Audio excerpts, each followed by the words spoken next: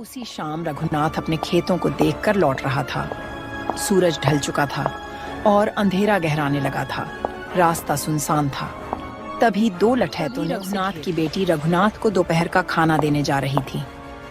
तभी भैरव सिंह की नजर गंगा पर पड़ी तो वह कल्लू से पूछता है, अरे कालू, यह रघुनाथ की बेटी तो दिन पे दिन खूबसूरत होती जा रही है। लगता है कुछ करना पड़ेगा। हाँ, मालिक, रघुनाथ की बेटी की चर्चे पूरे गांव में हो रही हैं। बड़ी सुंदर, गोरी चिट्टी, सीधी सादी लड़की है। भैरव सिंह की आंखों में गंदी लालच की लहर दौड़ जाती है।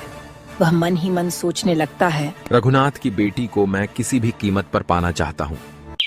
एक छोटे से गांव कासीपुर में रघुनाथ नाम का एक किसान रहता था।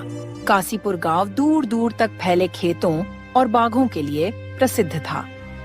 जमींदारों और सेठों का बोलबाला था, जबकि मेहनतकश किसान उनकी दया पर निर्भर हो चले थे। रघुनाथ की पहचान एक ईमानदार और मेहनती व्यक्ति में गिनती होती थी। उसे दिन भर खेत में पसीना बहाने के बाद भी पेट भर रोटी की गारंटी नहीं थी। अपनी बेटी गंगा, पत्नी पार्वती, अपने परिवार का खर्च रघुनाथ ही उठाता था। सालों से गांव में एक ही सेठ का राज चलता आ रहा था, भैरव सिंह। वह गांव का सबसे बड़ा महाजन, दबंग और जमीनों के मालिकों में से एक था। जिस पर उसकी नजर टिक जाती तो उसे हासिल करने का वह हर संभव प्रयास करता, चाहे वह जमीन हो, धन हो या किसी के घर की इज्जत।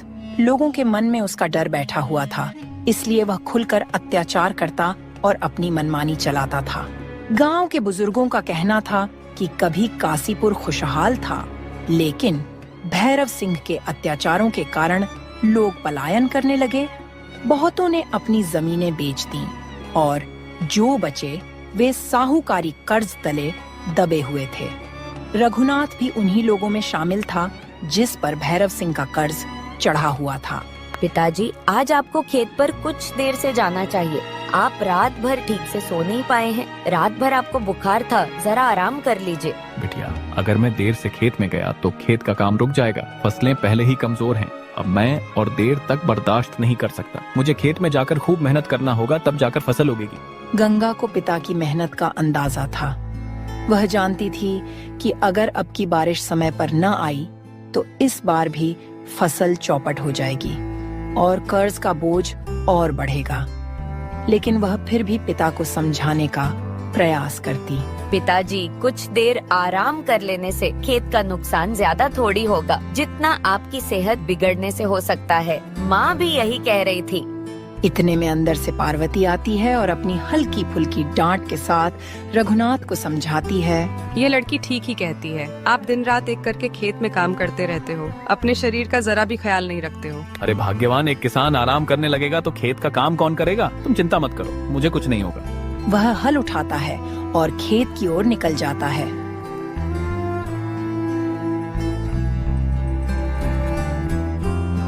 गंगा भी अपने घड़े लेकर पास के कुएं पर पानी भरने चली जाती है। वहां उसकी मुलाकात पड़ोसी किसान माधव की बेटी सुनीता से होती है। दोनों सहेलियां देर तक बात करती हैं। देख रही हो सुनीता, किस तरह हमारे गांव से ये गरीबी और डर खत्म होगा। और हमारे पिताजी भी सेठ से रकम ब्याज पर लिए हैं। पिताजी दिन रात मेहनत करके भी पूरी रकम नहीं चुका पा रहे हैं। ऊपर से सेठ की गंदी नजर हर लड़की पे रहती है। पता नहीं हम गरीबों का कैसे गुजारा होगा। हाँ गंगा, तुम सही कह रही हो। पता नहीं हमारे गांव का क्या होगा। दोनों बातें कर रही थीं। उधर खेत पर रघुनाथ खेत में काम कर रहा था, किंतु सच यही था कि उसकी फसल लगातार पिछले 2 साल से खराब हो रही थी। कभी ओलावृष्टि तो कभी सूखा से। पर रघुनाथ का हौसला टूट जाता था। उसे यकीन था कि कड़ी मेहनत और ईश्वर की दया से एक दिन उसका भी अच्छा समय आएगा। सेठ भैरव सिंह का बड़ा सा हवेली नुमा घर गांव के ठीक मध्य में स्थित था। किसी को सहज ही अंदर जाने की इजाजत न थी।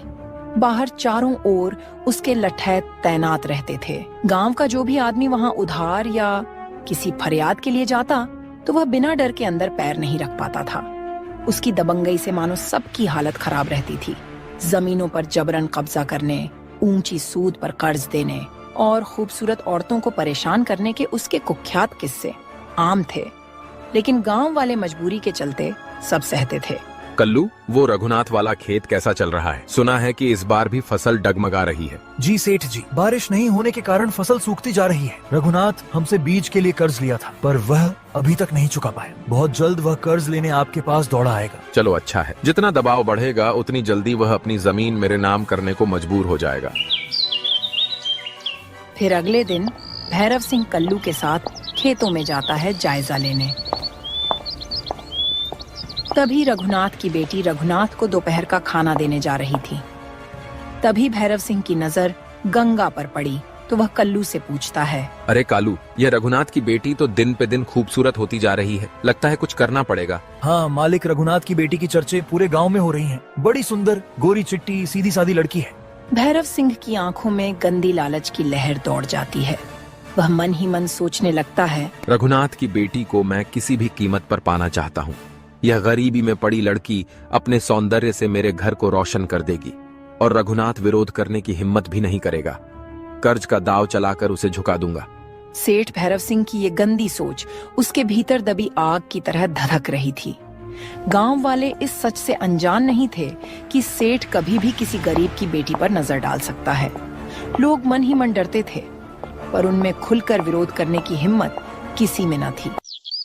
कुछ दिन बीतते हैं और एक दिन गंगा अपने सहेली के साथ पानी लेने के लिए जा रही होती है। उसी बीच सेठ भैरव सिंह अपने लठैत के साथ गांव में आया। उसके आते ही कई लोग डर गए और एक तरह की खामोशी छा गई।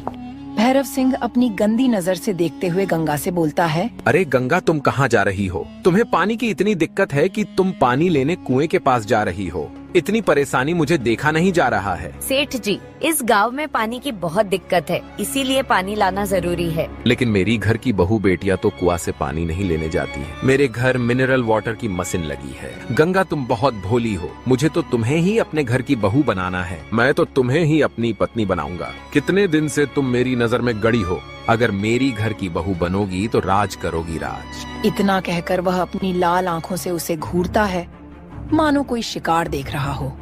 गंगा सहम जाती है। आसपास के लोग भी ये वाक्य सुन लेते हैं। कुछ का तो खून खौल उठता है, पर सेठ से उलझने की हिम्मत किसी में नहीं थी।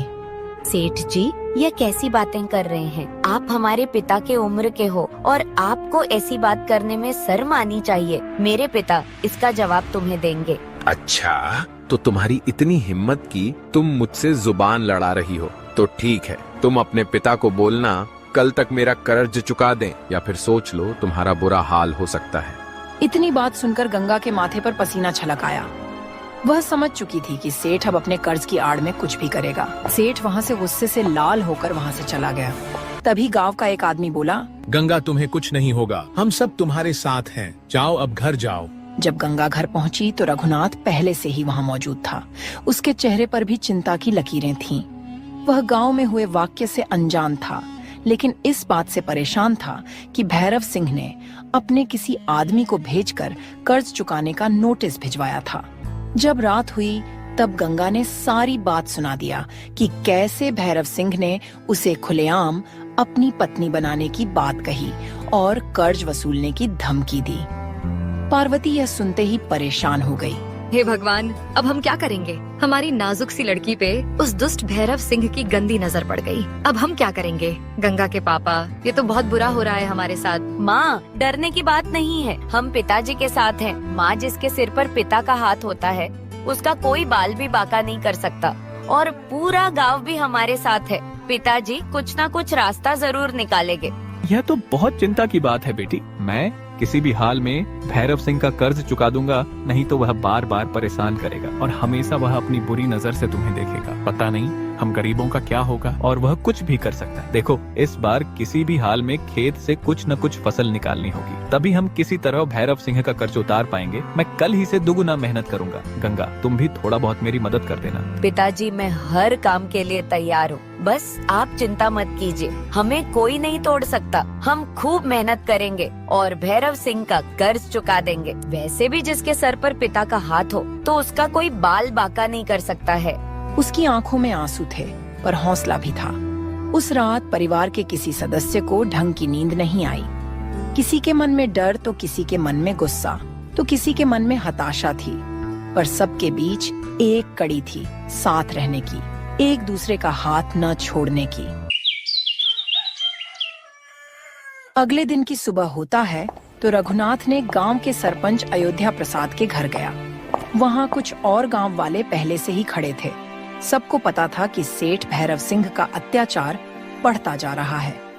जब रघुनाथ ने उन्हें सारी बात बताई तो सरपंच जी बोले, रघुनाथ बेटा, हम लोग भैरव सिंह से सीधा टकराने से डरते हैं, लेकिन अब पानी सिर से ऊपर जा रहा है। अपनी बेटियों की सुरक्षा करने के लिए हमें कुछ करना ही होगा। तुम सब जानते हो, भैरव सिंह पर तो पुलिस वाले भी हाथ नहीं डालते। वह अपने रसूख का इस्तेमाल करके शहर के नेताओं तक को मैनेज कर लेता है। लेकिन इसका मतलब यह नहीं कि हम हाथ पर हाथ धरे बैठे रहें। सभी ने मिलकर तय किया कि पंचायत की ओर से भैरव सिंह से अनुरोध किया जाएगा कि वह कर्ज वापस लेने के लिए थोड़ा समय दे दे और साथ ही खुलेआम किसी किसान की बेटी पर बुरी नजर न रखने के लिए उसे चेतावनी दिया जाएगा।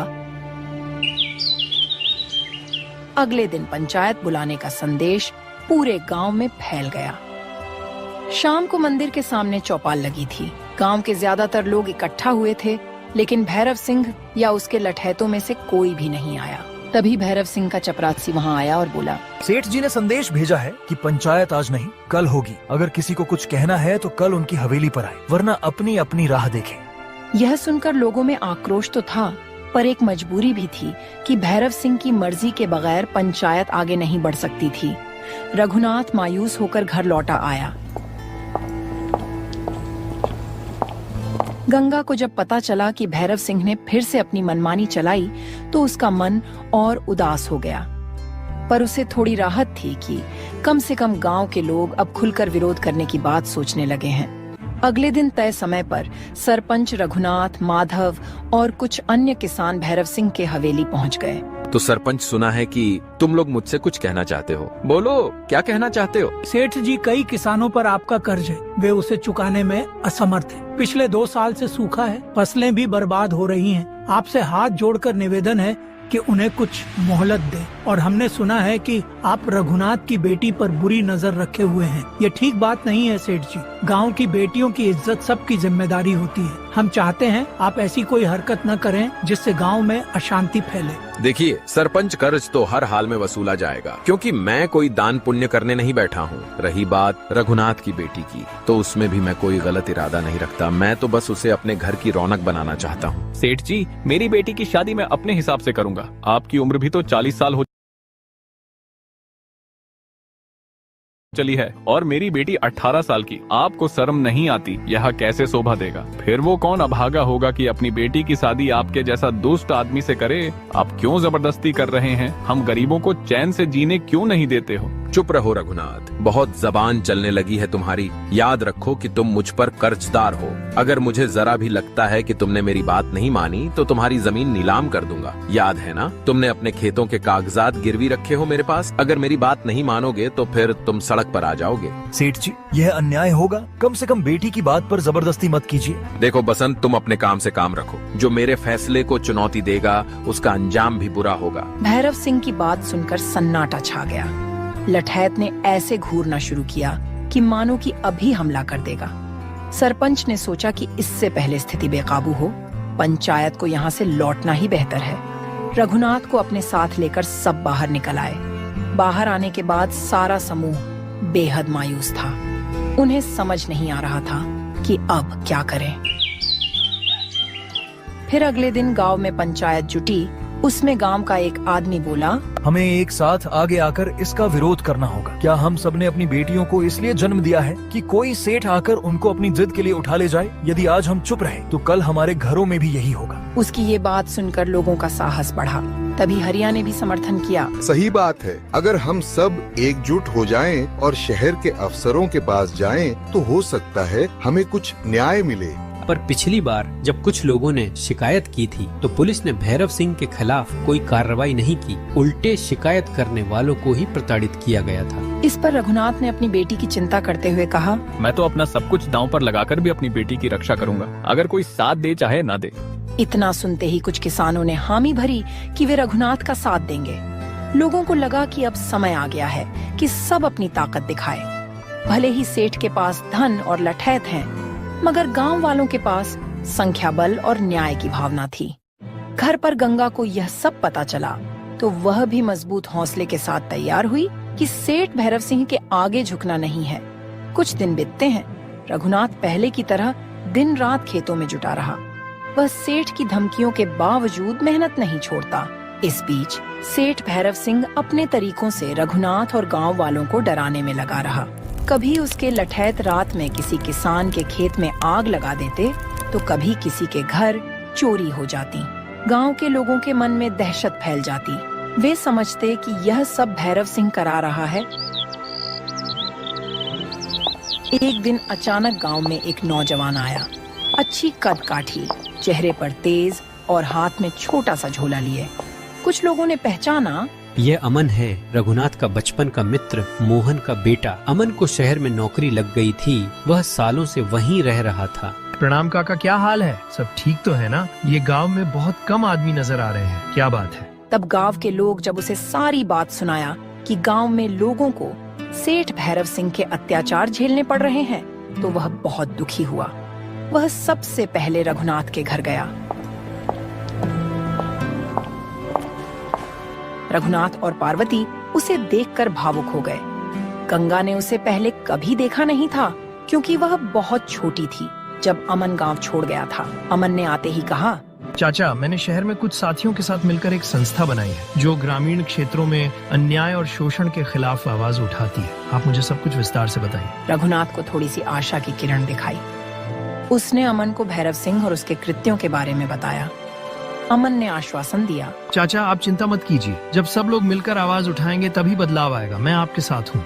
फिर उसके बाद अमन गांव वालों से लगातार मिलता रहा, उन्हें समझाता रहा। डरने से कुछ नहीं होगा। अगर सब एकजुट होकर पुलिस अधीक्षक या जिला कलेक्टर से मिलें और अपनी शिकायत दर्ज करवाएं तो कुछ रास्ता निकल सकता है।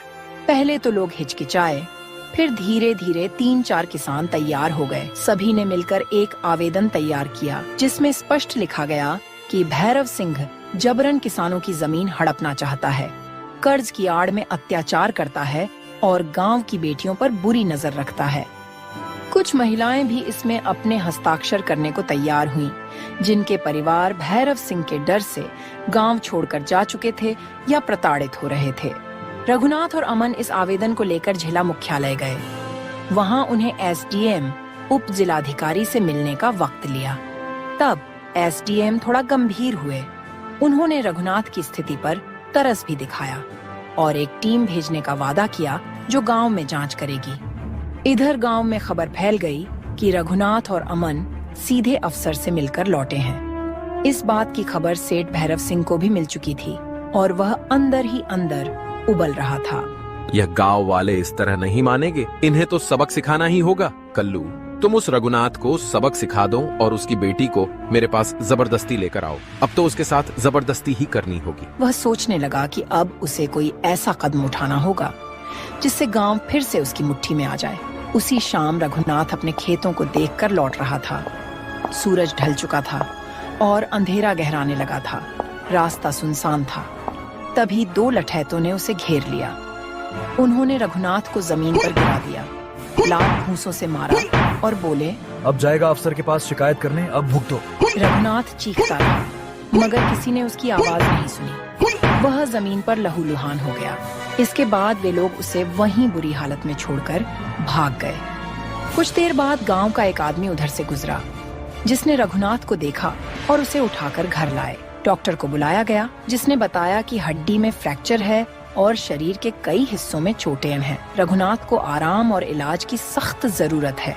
गंगा ने अपनी आंखों में आंसू भरे बोलती हैं, माँ, ये सब सेठ के आदमियों ने किया है। अब मैं चुप नहीं बैठूंगी। अब मैं उस भैरव सिंह को सबक सिखा कर रहूंगी। फिर अगले दिन जब रघुनाथ की पत्नी पानी लेने गई थी तब भैरव सिंह के लठैत रघुनाथ के घर आए और गंगा को जबरदस्ती उठाकर ले जाने लगे।